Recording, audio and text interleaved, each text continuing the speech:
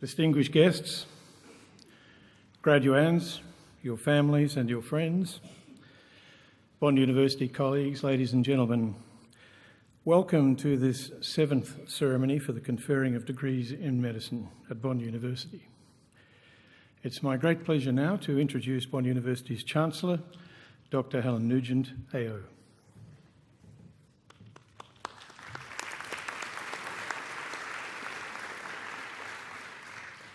Ladies and gentlemen, and most importantly of all today, our graduates, it gives me enormous pleasure to welcome you to today's graduation ceremony. I acknowledge the traditional owners of the land on which we meet, and I pay my respect to their elders, both past and present. I would also like to acknowledge Dr. bin Talib from the Saudi Arabia Cultural Mission to Australia, who joins us for this afternoon's ceremony. You are most welcome. Today is a day of great significance. It is a transitional point in your lives. Today you become medical practitioners with all the healing power that bestows. The testama you receive today gives you the power to do great good. It enables you to heal, to bring comfort, and to make a difference to the lives of others. You will have the joy of bringing a newborn baby into the world and seeing the sheer delight on the faces of the parents, of telling a patient that a medical test has given them a clean bill of health. But equally, the granting of this piece of paper, for which you have worked so hard over so many years, brings with it a significant personal challenge. You will have to confront telling a mother that her child has an incurable disease, a son that his mother is dying, and a woman that she has an inoperable tumour. In situations both easy and hard, you will not only apply the practitioner's skills that have been imparted to you at Bond, but also empathy and humanity. You will need patience, warmth, and a profound communication ability to adopt the appropriate tone in diverse situations. Above all else, you will have to exercise wisdom, calmness, and good judgment in tense and difficult situations that have the potential to shape lives. As you deepen your technical capability in the years ahead, your own humanity and sense of purpose will be tested, reinforced, and become part of your DNA. You will have crowning successes as well as abject failures. Facing the good and the bad with equilibrium and poise will not only be critical to your patients, but important to your own psyche. We hope that at Bond, you have honed not just your technical skills, but we have helped you develop as a person. That you have not only been able to embrace opportunities, but also gained greater insight into yourself as an individual. Knowing yourself will make you a better and more fulfilled medical practitioner. We are immensely proud of all that you have achieved to date. We look forward to hearing of the contribution you will make to society in the years ahead. Certainly, your faculty are committed to the goal of making a difference. Professor Janie Smith and the Indigenous Curriculum team won a 2015 Australian Government Office for Learning and Teaching Australian Award for University Teaching for their pioneering work in Indigenous medical education. Professor Helen O'Neill and her dedicated team are working closely with scientists at the Clem Jones Research Centre for Stem Cells and Tissue Regenerative Therapies and are making great progress in their search for a cure for macular degeneration. That work will make a difference. Our own Professor Paul Glasio and his team of investigators from Bond, other Australian universities, as well as from overseas, might make a difference to you in the future. They have been awarded a major grant from the National Health and Medical Research Council to study ways to improve dissemination of research findings to general practitioners. So, we urge you to enjoy this moment. We hope that you will look back on this milestone day with great fondness and that you will continue to embrace the experience you have had at Bond, and that you will, going forward, make a difference in the lives of others. In doing that, we are absolutely confident that you will make a real difference to your own life as well. Congratulations on achieving your degree. You have my fervent best wishes for a long and fulfilling career and life.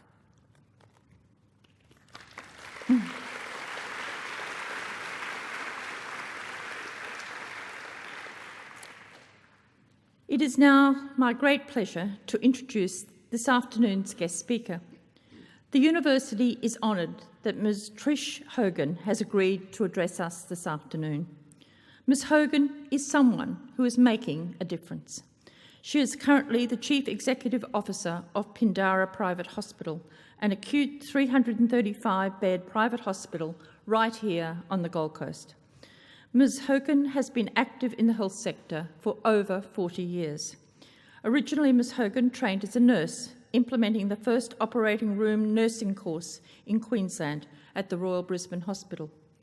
Subsequently, she was awarded a Bachelor of Education Studies from the University of Queensland and a Master of Health Administration from the University of New South Wales. She has a vast array of experience, having held chief executive positions in the private health sector in South Australia, the ACT, and most recently in Queensland. Her experience covers not just health administration, but also clinical practice and education. Ms Hogan is a director of Knee Research Australia, and we are immensely proud of the fact that she is a member of the advisory committee of the Bond Medical School.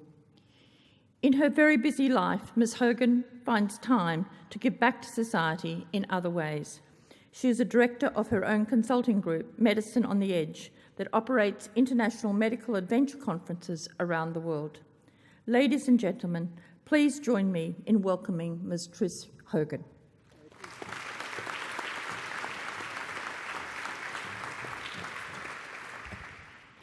Thank you and good afternoon. Chancellor Dr Helen Nugent, AO, Vice-Chancellor and President Professor Tim Brailsford, members of the University Council, members of the official party, university staff, friends, families and graduates. Well, thank you for inviting me here today to speak with these wonderful graduates. They're now about to embark on the more practical side of their chosen career. I share a long and very proud personal and professional association with this university, and more specifically, the medical school. It does seem like only yesterday that one of this university's professors visited me in my office at the Tweed Hospital at that time and floated the idea that Bond University would commence the first private medical program in Australia. I immediately indicated that I was up for the challenge of assisting with that if it got the green light. So you can imagine how thrilled I am to be here today to speak to you and congratulate you, the 7th cohort to graduate from this very fine and prestigious medical school. You're about to enter a profession that has so many community expectations of you, and that versus the actual reality of what it is possible for you to do. You will need to be forever mindful of that particular gap.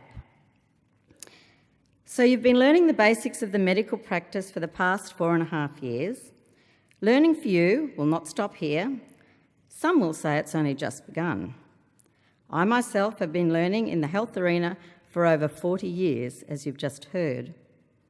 Today, I get to do some imparting of that wisdom from that learning that I myself have undertaken.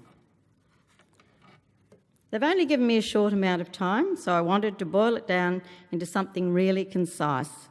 And it's those 3 little words, in fact, Mind the gap. Now, obviously, I don't mean the gap between the train and the platform and the London Tube, but I mean the gap between knowledge, the knowledge that you've now gained, and the things that your boss will expect you to be able to do. Let's call it the gap between life at university, which can be pretty good, can't it, and the University of Life, which can be pretty tough at times.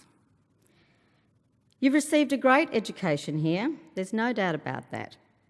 But it's easy to fall through that wide gap. So cross it with patience and caution and good humour. So to begin with, you need to prepare for the fact that you will be at the bottom of the pile when you first start out. So you'll need to seek advice, you'll need to work your way up, and as I said, you'll be learning for life. You're going to be asked to expand your repertoire. When I took my current job as CEO, I quickly learnt that part of it involved not just running a hospital, but buying and selling hospital property. Sometimes that involved many millions of dollars, which required me, in effect, to become a real estate agent. I'd never sold property before in my life, but there it was, a gap between knowledge and reality. Believe me, that sort of thing is going to happen to you a lot. Be wise and seek advice, just as I did. Set out a plan for getting the job done and just do it. Don't moan, don't say, woe is me. As Nike said, just do it. Just remember, nobody likes a whinger. Now, you also don't know where your career will take you. This is the gap between the present and the future. I never set out to be a CEO. In fact, when I left school, it hardly even seemed possible. There was hardly a lot of female role models around then, like there are now. I actually took a career detour, set out to be a school teacher, and after a few years' training lasted 3 days. There's another lesson. If something's not for you and you hate going to work, move on. Admittedly, I didn't give it much of a try, but I just knew it was a mistake. I never regretted it. In fact, my education training has come in very handy indeed in running a hospital, because educating and training of the new generation of health professionals is part of running that hospital. However, on the other side of the equation, if something is for you, take every opportunity that you can. Here's a secret. Be prepared to bluff your way through until you get good at something. I've had to do it myself on quite a few occasions. As CEO, let me assure you, your employer won't mind you bluffing as long as you are diligent, reliable, quick to pick things up, don't make critical errors, and put your best foot forward. These are some of the tricks of the trade of getting ahead, and I'm not going to share them all with you to use against me, but I'll share one that I've used on several occasions. Some years back, I was going for a job interview, as you will, and I thought the salary for that job was a bit low, and I wanted to start on a higher scale. My boss at the time gave me the best advice ever. He said, Trish, go and buy yourself a really fancy, expensive suit, all the accessories, and doll yourself up. Make it look like they can't afford you. Well, it worked an absolute treat, and I got the job on the salary I wanted. So you may wish to implement that at some stage in your careers, but let me know if it works, by the way. So you see, shopping is an investment. Remember that. Personal presentation is very important. Your patients will expect you to have a certain level of pride in your own appearance. Remember that appearance does instill a certain level of confidence in the people that you will treat. Here's another piece of advice. Everybody makes mistakes, and so will you. Learn from them. Learn also to laugh at them. Let me tell you one of my many. I was sitting in the office one morning when one of my nurse managers came in weeping, and I mean weeping. She showed me an email advising of the passing of a renowned doctor, someone everyone in the profession knew, and I mean absolutely everyone. He was much loved, and everyone was most upset. We offered counselling, bereavement breaks, the works. I even sent out a long email to everyone attached to the hospital, staff, donors, supporters, competitors, laying out the news of our sadness at the distinguished doctor's passing. What a man, what a loss. Never to be forgotten. Big gloves to fill. A stethoscope now lies unused in an empty consultation room. A respiratory laboratory lies empty. The profession mourns, and so on. So, of course, I was surprised when the dead man himself phoned me to thank me for my kind words. "I am Lazarus," he said, "come back from the dead." I could have happily died myself. Anyway, there's another piece of advice. Always double-check your facts. Eat humble pie. Have a sense of humour about your mistakes. Believe me, it helps. So we're running quickly out of time, and the people in gowns are itching to celebrate your degrees, I know. So here are a few things you must know very quickly to recap. You have to like what you're doing. If you don't like it, find a way to move on. Don't hang around and make those around you miserable as well. Perhaps give it more than 3 days. Don't expect your employer to provide all the assistance you need. It will not happen. You can't do everything yourself, but you can buy good help. So don't be afraid to spend the money. It's worth it. Don't complain if you haven't worked hard and then you don't make it big. It's a choice. You only get out what you put in.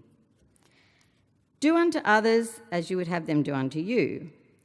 Now, I remember coming across some quite grouchy senior managers over the years and saying to myself, I will learn from them, I will never be like them. I suggest you take that on board. It's always better to be nice. So one of my role models, the late and great Mr. Paul Ramsey, OAM, founder of Ramsey Healthcare and leader of the biggest ever single bequest to charity in the history of this country, always said this. He said, Trish, look after the people and the rest will look after itself. He was right.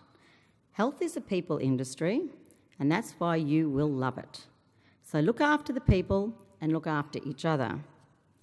You're about to enter a very special professional arena in just a few moments' time. There is no better place to be than in health. Nowhere else will you ever have the responsibility for caring for people during the most vulnerable time in their lives. You will experience great joy and great sorrow along the way.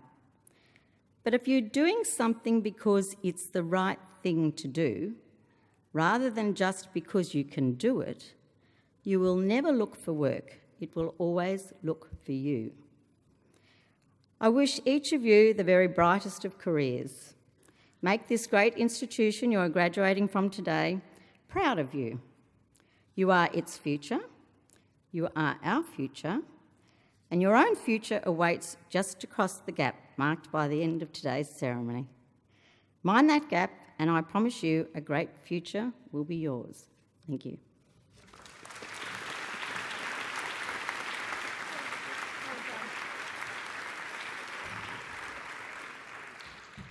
Thank you so much, Trish. What a wonderful oration. And I think we all of us take various messages away from that. I happen, in one of my other roles, to be chairman of the Australian Rail Track Corporation. So Mind the Gap really resonates for me continually. But I think it is a message that all of you will recall as that gap emerges throughout your career, and I can support Trish's comments that it certainly does. Patience, caution, humour, all good messages. Being wise, we all know. But I think the messages that I will certainly take away, and I'm sure you will as well, is about shopping being an investment. My husband, who is here, thinks that's true of me all the time. But I'm sure it is a very wise investment. But I think the best story of all is about Lazarus and learning from your mistakes. We all make mistakes, and learning from them and being humble and making it, doing the best you can under those circumstances with a sense of humour is truly critical. But I think most of all, Tricia's final words from Paul Ramsey, look after the people and look after each other, is so integral to this institution, this sense of community. And nowhere is that sense of community more profound than in this cohort of medical graduates who have gone through this experience together. We know that you will continue to look after each other, and we know that Ms. Hogan's words will forever echo with you. Can you please join me, ladies and gentlemen, in thanking Tricia?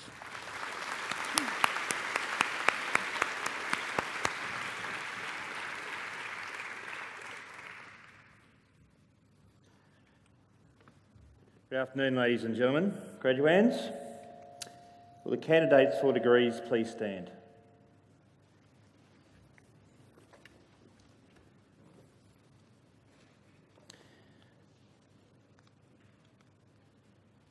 Chancellor, it gives me great pleasure to be able to present to you this afternoon the graduating cohort from Bond University in Medicine, the class of 2015. Today, our graduating class comprises 79 graduands for admission to the Bachelor of Medicine and Bachelor of Surgery, and one candidate for admission to the degree of Doctor of Philosophy. I certify to you and to the University Council that the graduands have satisfied the requirements for the awards for which they are being presented. With the authority of Council, I hereby admit you to the degrees of Bachelor of Medicine and Bachelor of Surgery. I also admit to their awards, in absentia, the 3 graduates listed in the graduation program who are unable to be present today. Ladies and gentlemen, in our quaint ways, that was the moment of their graduation. Congratulations.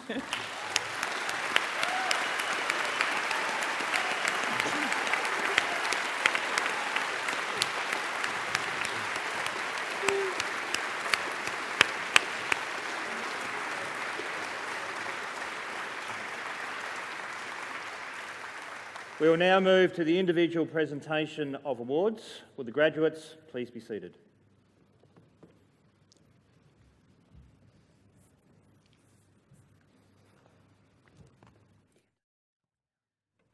I now invite the Executive Dean of the Faculty of Health Sciences and Medicine to present each of her graduates and the Dean of Medicine to join us in congratulating each graduate.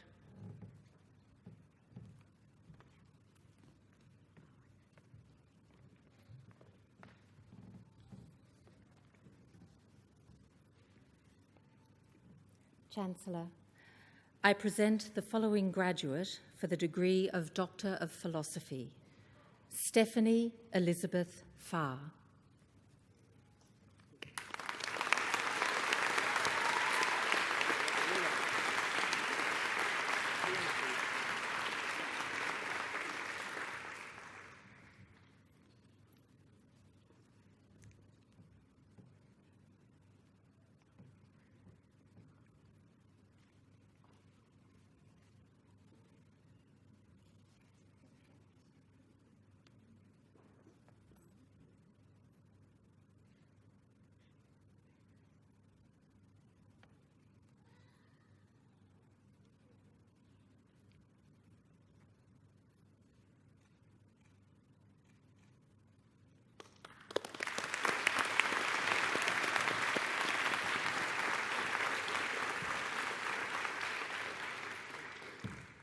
Chancellor, I present the following graduates for the degrees of Bachelor of Medicine and Bachelor of Surgery.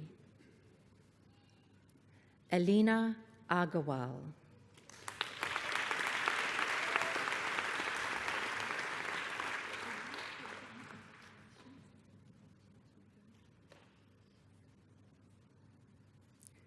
Ashvin Agnihotri.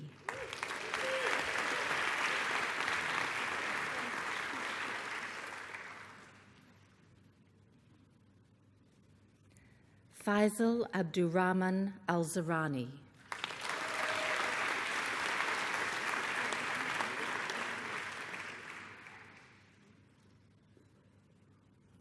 Aninda Akash Antar.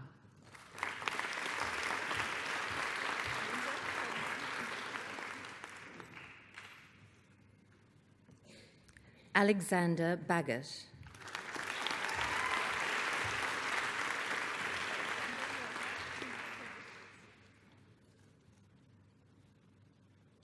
Amala Bagul.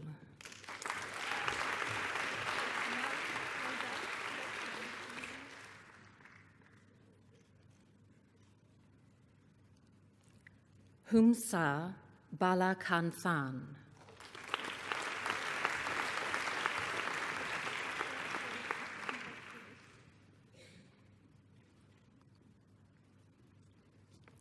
Gajalaxmi Balaruman.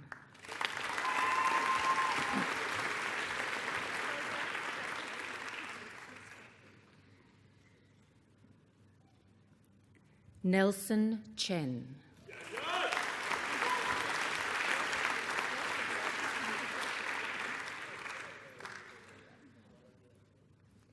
Charles Yihan Cho.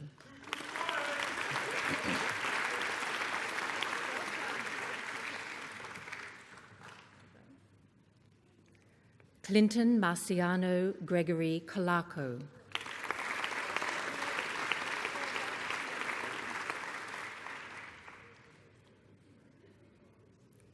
Stephen Raymond Connor.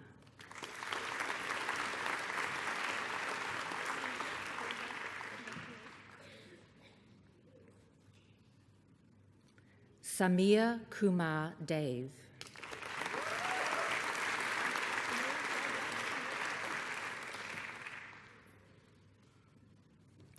Bronwyn Natalie Dix.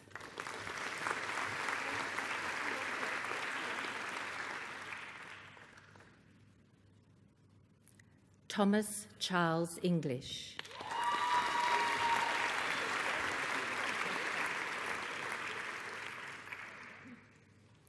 Waduj Savani Priyanwada Fernando.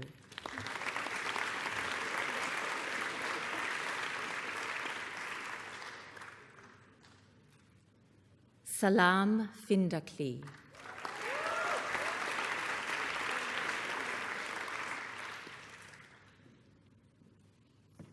Neil Gore.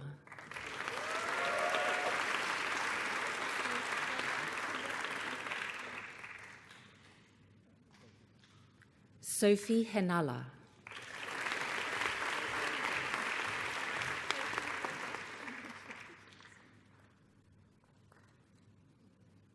Wasim Haneen.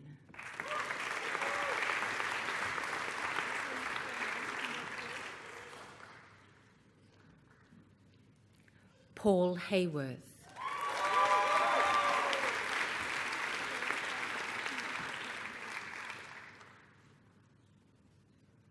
Valeen He.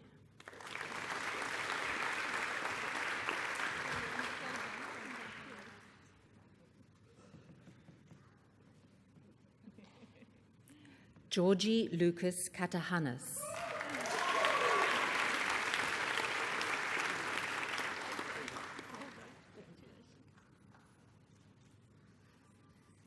Emma Jennifer Keane.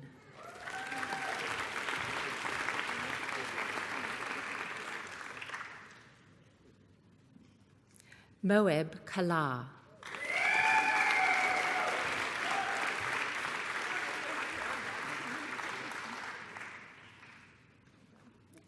Carol Codsey.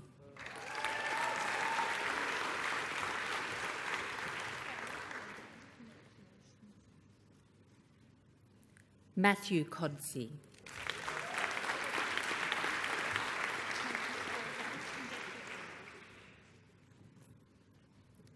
Roy Quo.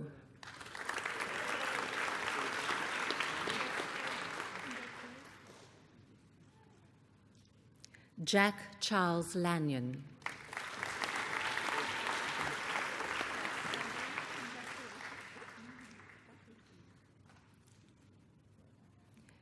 Chia Yuen Lee.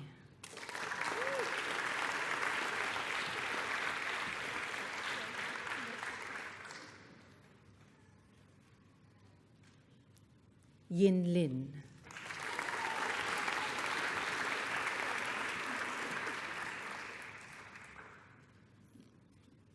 Shurania Linguthas.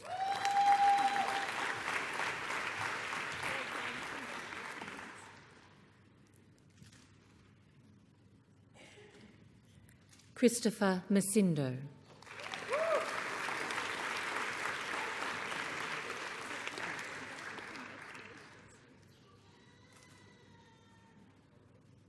Angela Mamick.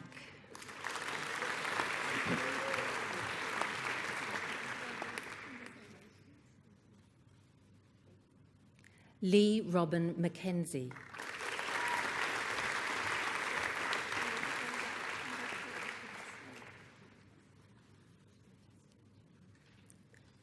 Anisha Menon.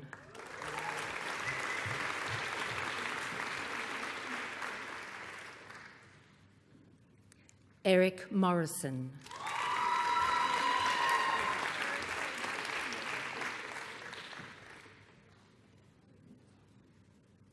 Naeem Masnoon Rida.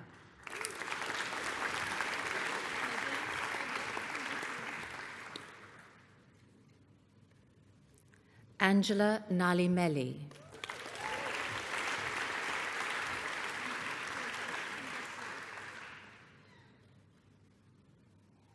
Priyal Nanda.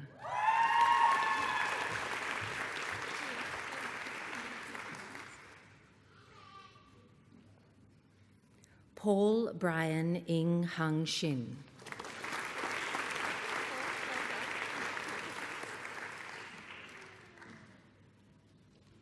James Newen.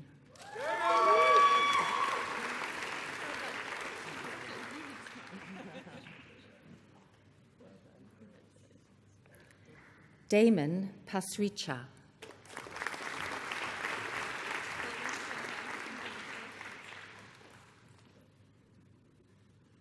Farhan Patel.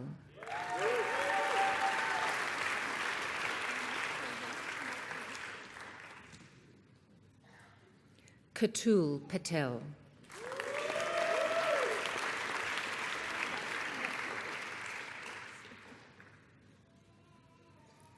Thomas MacDonald Pitney.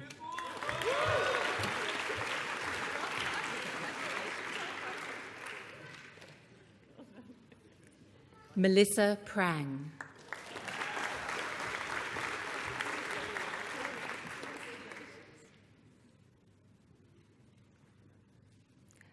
Ahmed Nozad Rahib.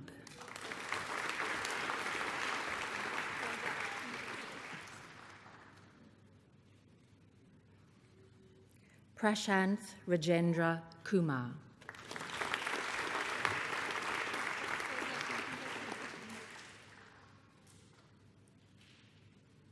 Rahima Raza.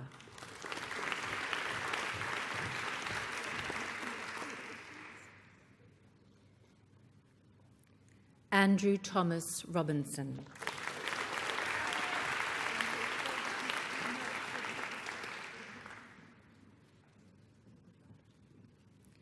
Nicholas Reutger.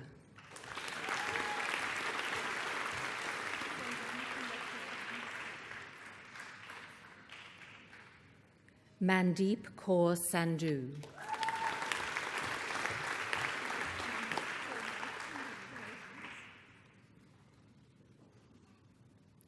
Laura Sashek Rishangan.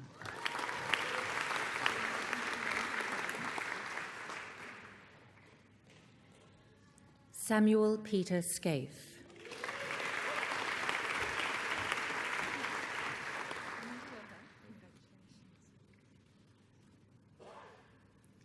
Elise Julienne Scanlon.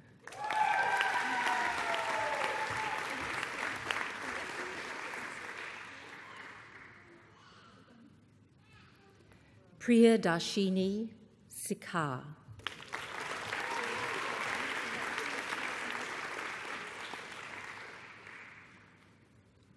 Karen Singh.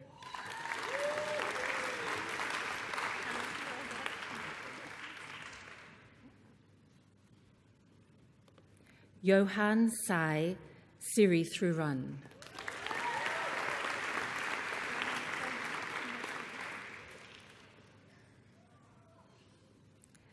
Kate Yvonne Stokes.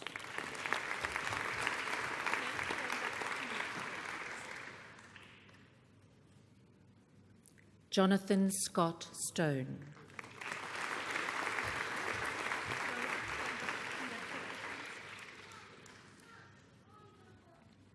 Lois Plendia Strick.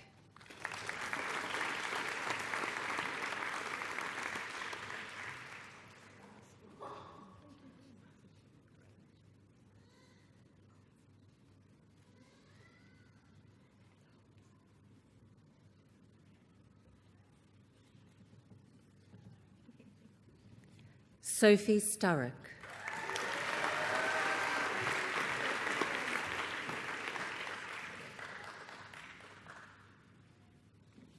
Saeed Mohammed Jahad Taguvi.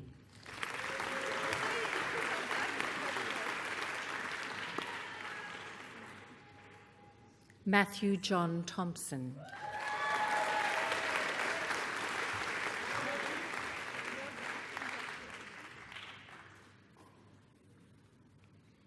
Azhar Tudigan.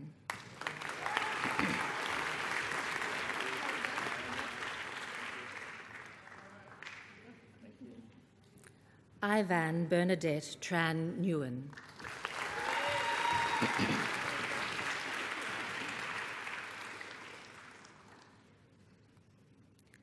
Kai Chi Tsi.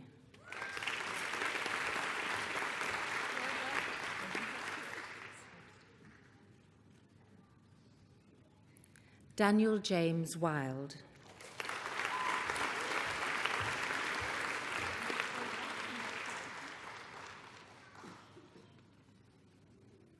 Victoria Kate Woodcroft Brown.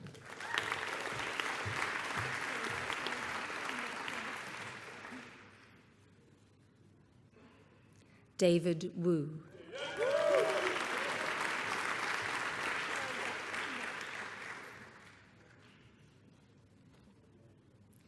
William John Yaxley.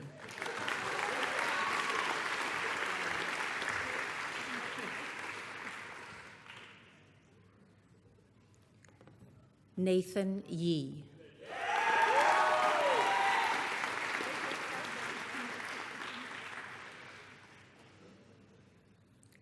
Omar Yusuf.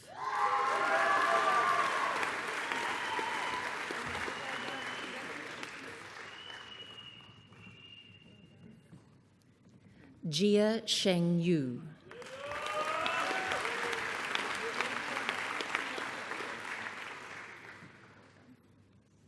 Hidayah Jamal Yusuf.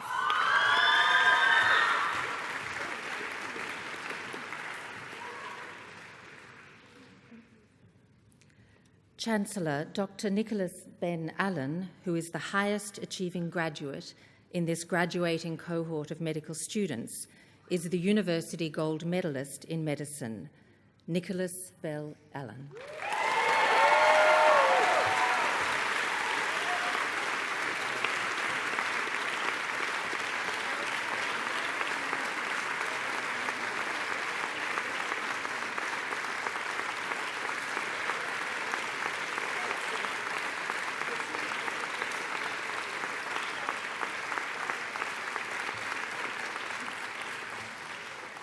Dr. Bell Allen has also been selected to give the valedictory address on behalf of the graduating cohort this afternoon.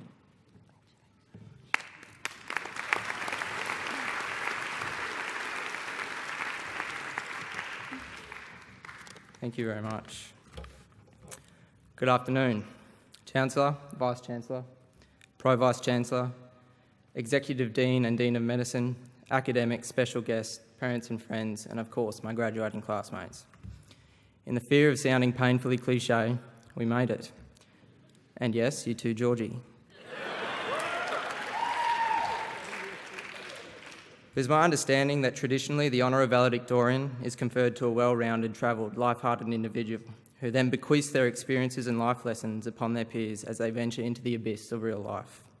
Instead, you have me, a 23-year-old kid who still lives at home with mum and dad, whose handful of overseas trips have mostly been to a Japanese ski town run by Australians, and whose fruits of Movember bear a striking resemblance to, well, now. Nonetheless, you now have no choice but to bear with me. Although an undergraduate myself, I didn't come directly to Bond from school, simply because I feared the utter lack of holidays. I was more interested in spending the 3-month summer break with my mates at the pub than forging a career in a worthy, interesting profession, one that would provide job security and place me in great stead for life. Profound, I know.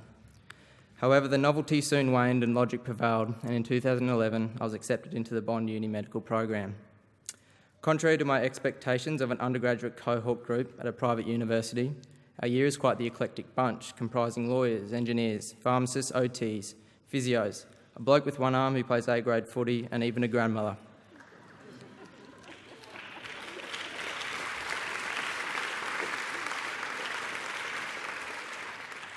One of the greatest exceptions to my preconceived idea of the typical Bond medical student, however, was the first real mate I found here, Alex Baggett. And I hope he excuses me for embarrassing himself a bit here, but this is a bloke who sold a house, a car, accepted a Royal Generalist scholarship, secured loans and worked 3 to 4 nights in the ED as a nurse for 5 years to put himself through this degree. Goes to show that hard work really has no ceiling and serves as inspiration to us all as we come to realise that tonight is not the end of all the hard work, but the beginning of a whole new breed of it. Clinical Bags is in fact getting married this Saturday to Kate Stokes, another high achiever of our cohort. I wish you both the best of luck. Now, this isn't the only couple from our year group. I suppose 5 years of living in each other's pockets with those who share similar interests breeds relationships. Notably, Yin and Nick, Savani and Aninda, Shelley and Aidan, Amla and Prash, and perhaps the power couple of the medical cohort, Karen and Kettle. Now, as a medical student, you have to get used to answering 2 different types of questions. Now, the first of these, the totally outlandish from your mates, that you are just expected to know because one day you're going to be the doctor.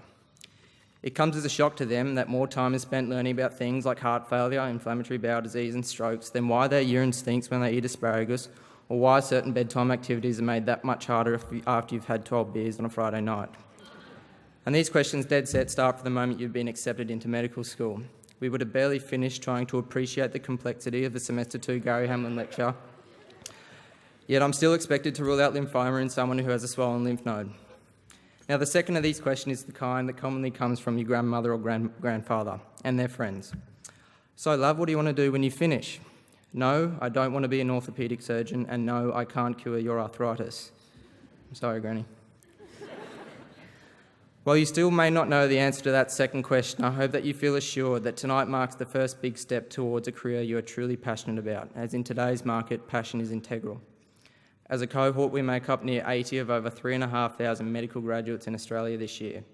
Just as we fought to get onto this program, we will continue to fight for the positions as the internship and job crisis worsens, with a swelling group of junior doctors and a disconcertingly stagnant number of registrar training positions. Gone are the days where playing first 15 rugby in high school essentially secured you a spot on the surgical training program. We are now competing on merit against our fellow graduates who share similarly strong career aspirations. So let's celebrate our graduation today, but not forget that it is by no means the end of the road, with an arduous route still ahead. However, seek comfort in the belief that our time here at Bond has equipped us well with the tools to successfully forge our way. Becoming a doctor is a privilege, and a really cool one at that. It should not be seen as a chance to assume a self-indulging superiority over others. You are no nurse, you are no teacher. This doesn't mean you can't teach. Use this privilege as an opportunity to impart your 5 years' worth of knowledge to the medical students you will one day have. Don't feel obliged to subscribe to a dangerous hierarchical culture that was so highly publicised in the media this year that will only perpetuate a negative stereotype.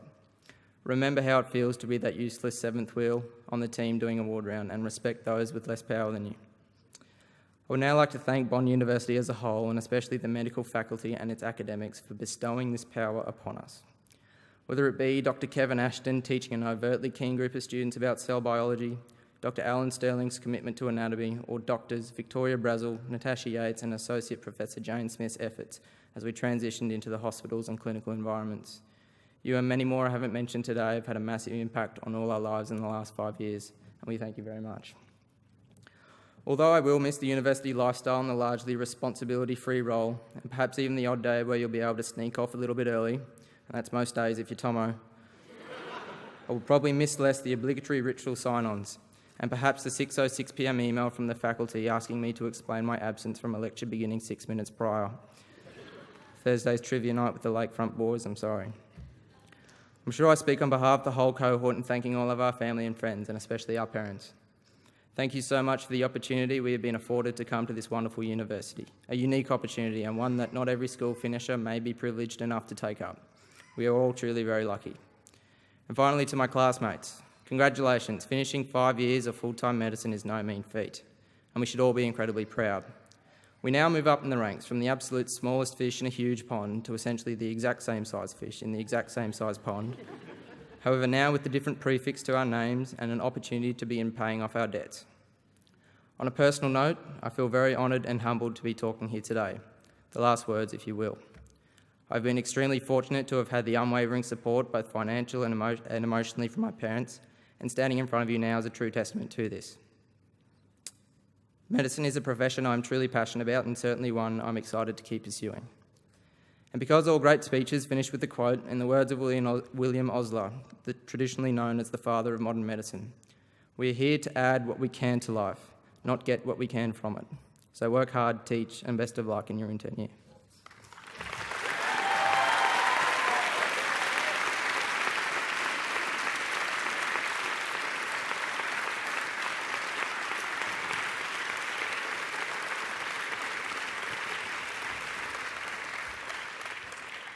I'd now like to invite all of our cohort to take their feet, please.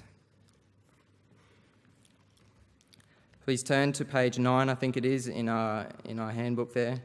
And would you all read with me the first line of our graduates' declaration? I swear to fulfil, to the best of my ability and judgment, this convent. I will respect the hard-won scientific gains of those physicians in whose steps I walk, and gladly share such knowledge as is mine to those who are to follow. I will apply, for the benefit of the sick, all measures that are required, avoiding those twin traps of overtreatment and therapeutic nihilism. I will remember that there is an art to medicine as well as a science, and that warmth, sympathy, and understanding may outweigh the surgeon's knife or the chemist's drug. I will not be ashamed to say I know not, nor will I fail to call in my colleagues when the skills of another are needed for a patient's recovery. I will respect the privacy of my patients, for their problems are not disclosed to me that the world may know. Most especially must I treat with care in matters of life and death. This awesome responsibility must be faced with great humbleness and awareness of my own frailty. I will remember that I do not treat a fever child, a cancerous growth, but a sick human being, whose illness may affect the person's family and economic stability. My responsibility includes these related problems, if I am to care adequately for the sick. I will prevent disease whenever I can, for prevention is better than cure. I will remember that I remain a member of society with special obligations to all my fellow human beings, those sound of mind and body as well as the infirm. If I do not violate this oath, may I enjoy life and art, respect while I live, and remembered with affection thereafter. May I always act so as to preserve the finest traditions of my calling, and may I long experience the joy of healing those who may seek my help. Thank you.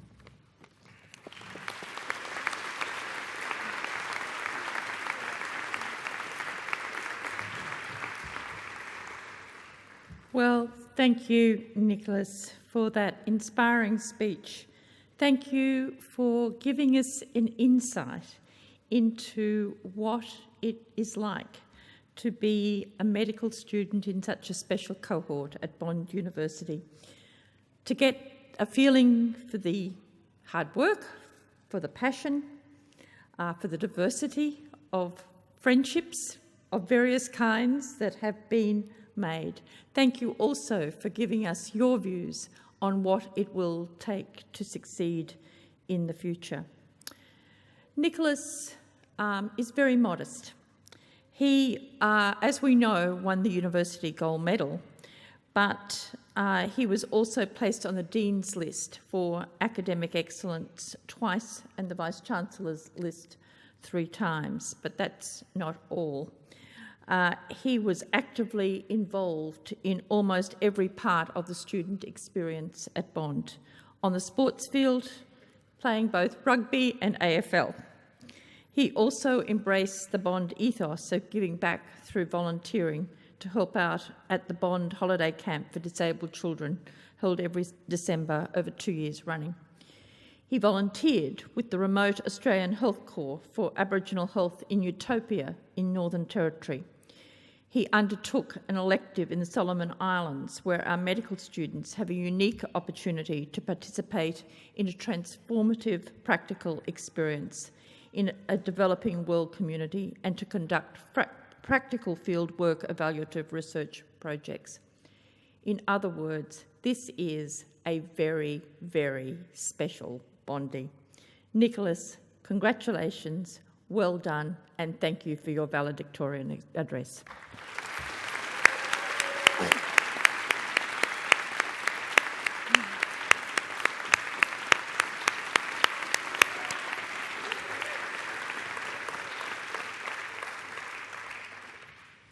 I now call upon the Vice-Chancellor and President to read the Bond University charge to the graduates.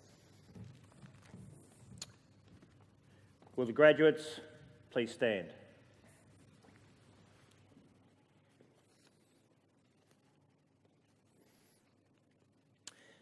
I charge you as graduates of Bond University to demonstrate at all times the highest moral and ethical standards, to continue to apply to extend your learning to the benefit of society, to strive through your actions to promote the universal worth of all people, to pursue the highest standards in all of your endeavours so that in fulfilling your personal goals and human responsibilities you add to the standing of your university, and to support and uphold your university and its alumni through engagement with the Bond Alumni Organisation and through your own personal commitment.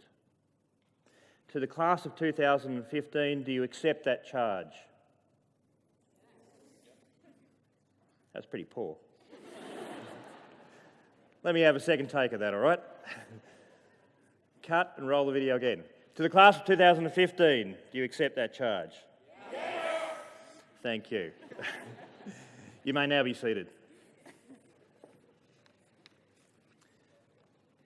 So, ladies and gentlemen, that brings us to almost a close of the formalities of this afternoon's absolutely fantastic ceremony.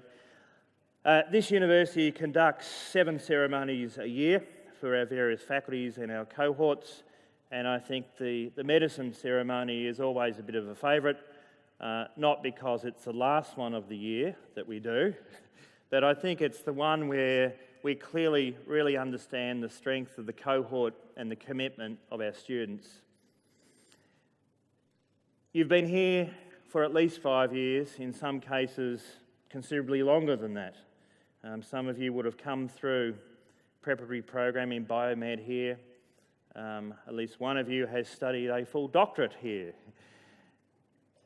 It's a long time to be here, particularly for such a young university. As you heard earlier, you are our 7th graduating cohort from the medicine program. In total, now that's over 550 doctors. But each one of you will have had your own personal journeys. We've heard, in part, the small but extraordinary achievements of Nicholas, our valedictorian, but I think each of you have some quite extraordinary achievements in your own rights, and you should all feel very proud of your own individual efforts. It hasn't been easy. It's an extraordinarily difficult program to get into. Each year I'm personally somewhat heartbroken by the several hundreds of very, very capable and genuinely dedicated individuals that we must turn away because of the limited places in the program. But getting in, if you thought that was hard, then of course you now know the journey was only just beginning. The demands on your time are quite extraordinary. The demands on your intellect even more so. I haven't even mentioned the demands on your financial resources, And you will appreciate that as a private university, we get absolutely no government support for your education. We are a non-profit, so every single cent that is spent by students on their tuition is ploughed back into the education of you and your future generations. And education is a costly exercise. And I would like to reach out to the many friends. In several cases, it will be close family members. It may be parents, it may be siblings, it may be grandparents, maybe aunts and uncles, it may be neighbours, it may be members of your church, it may be simply just good old-fashioned benefactors. But I think everyone here will have had some support along the way. Certainly some financial support, a lot of emotional support, I suspect. And above all, I think they've always been there for you. Through those difficult times when you just thought it was really hard and it was going to get harder. For those deep, dark places that you all probably went to over the course of your studies here with us, you would have had to draw upon the warmth and the strength of your friends and family. So I might ask all of you who have graduated here today just to stand, to turn around to the crowd. There are many of your supporters in the audience. Just wave to them, acknowledge them, because they're feeling immense warmth and love for you right at this moment.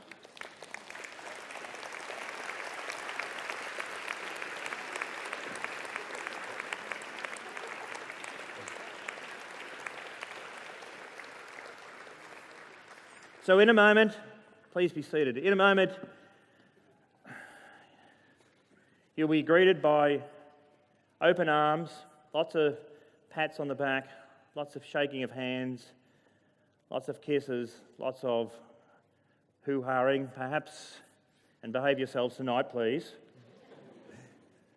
But remember that there actually is an institution that now stands behind you, and that is an institution that has walked with you over the course of your journey.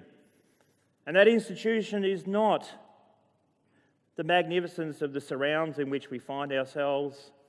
It's not the world-class facilities in which you've been educated. The reality is, it is the people that have been there with you. And on behalf of the faculty, your tutors, your instructors, the support staff, for those of you that have lived on campus, the gardeners, the cleaners, and even the Vice-Chancellor, we're very proud of you, and we thank you for choosing us. We thank you for staying the course of a very difficult journey. And now that we are enjoined by an umbilical cord that even a doctor cannot cut, because your reputation is now forged off the back of those that have gone before you and those that will come after you. And our reputation as an institution will be forged by your behaviours, your actions, your endeavours, your attitudes, your standards, your ethical and moral compasses. So at all times, remember that your actions will reflect on this university, just as our actions will reflect upon you. On behalf of Bond University, I wish you all well. It's been a great pleasure having you with us. I know some of you personally that I've got to become acquaintances with over the years, and I feel a great sense of pride in your personal development. So go well, as I say, enjoy yourselves tonight, but not too much. I wish you all well for the festive season, and I trust everyone has the most magnificent, fruitful, fulfilling, happy career. Ladies and gentlemen, for the one and final time, will you join with me in congratulating the class of 2015?